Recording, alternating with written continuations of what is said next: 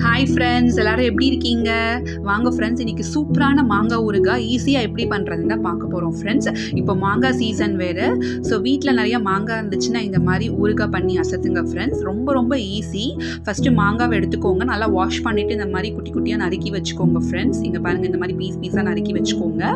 அதுக்கப்புறம் அடுப்பு பற்ற வச்சு அடுப்பில் கடாய் காய்ச்சதுக்கப்புறம் ஃபஸ்ட்டு கடுகு போட்டுக்கோங்க ஃப்ரெண்ட்ஸ். கடுகு நல்லா இந்த மாதிரி நம்ம வதக்கி பொரிச்சு எடுத்துக்கணும். பொரிச்சுன்னா இந்த மாதிரி நீங்கள் மேலே பாருங்களேன், இந்த மாதிரி பொரிஞ்சு வரும் அது, ஓகேங்களா? ஸோ இந்த மாதிரி நல்லா ஃப்ரை பண்ணிக்கோங்க.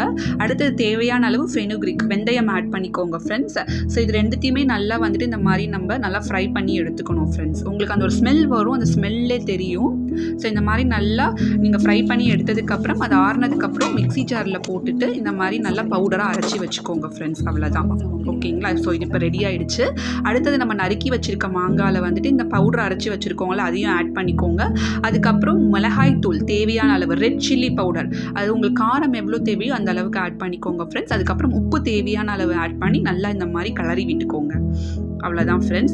அதுக்கப்புறம் திரும்ப நம்ம என்ன பண்ணணும்னா, அடுப்பு பற்ற வச்சு அடுப்பில் கடாய் காய்ச்சதுக்கப்புறம் இதுக்கு நீங்கள் நல்லெண்ணெய் யூஸ் பண்ணுங்கள் ஃப்ரெண்ட்ஸ். அப்போ தான் ஊறுகாய் கெடாமல் இருக்கும். கொஞ்சம் எண்ணெய் நீங்கள் நிறையாவே எடுத்துக்கோங்க, ஓகேங்களா? அதுக்கப்புறம் அதில் கொஞ்சம் கடுகு, கொஞ்சம் கருவேப்பிலை போட்டு தாளித்து நீங்கள் நம்ம ஊறுகாய் மிக்ஸ் பண்ணி வச்சுருக்கோம்ல, அதில் போட்டு நல்லா இந்த மாதிரி கலந்து விட்டுக்கோங்க ஃப்ரெண்ட்ஸ். இங்கே பாருங்கள், நீங்கள் எண்ணெய் எவ்வளோக்கு எவ்வளோ ஆட் பண்ணுறீங்களோ அது அந்த அளவுக்கு கெடாமல் இருக்கும் ஃப்ரெண்ட்ஸ், ஓகேங்களா? லாஸ்ட்டாக கொஞ்சமாக பெருங்காயத்தூள் தூவி நீங்கள் நல்லா இந்த மாதிரி கிளறி விட்டுக்கோங்க ஃப்ரெண்ட்ஸ். இந்த மாதிரி கிளறி உடனே நீங்கள் பாட்டிலில் ட்ரான்ஸ்ஃபர் பண்ணி வச்சிடாதீங்க. கொஞ்ச நேரம் வெயிலில் வைங்க ஃப்ரெண்ட்ஸ்.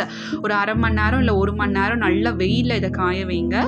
வெயிலில் வச்சுட்டு அதுக்கப்புறம் இந்த மாதிரி ஒரு பீன்கார்ன் இந்த மாதிரி ஒரு ஜார் எடுத்துக்கோங்க ஃப்ரெண்ட்ஸ். இந்த மாதிரி ஒரு ஜார் எடுத்து அதை இது மாதிரி ட்ரான்ஸ்ஃபர் பண்ணி வெளியில் வைக்காதீங்க, ஏன்னா கெட்டு போயிடும். ஃப்ரிட்ஜில் வச்சிங்கன்னா உங்களுக்கு 1 மாதம் 2 மாதம் கூட இது நல்லா கெடாமல் இருக்கும் ஃப்ரெண்ட்ஸ், ஓகேங்களா? அது ஊறுகாய் செம்மையாக சூப்பராக இருக்கும். தயிர் சாதம், ரசம் சாதம், சாம்பார் சாதத்துலாம் நீங்கள் தொட்டு சாப்பிட்றப்ப செம்மையாக இருக்கும்.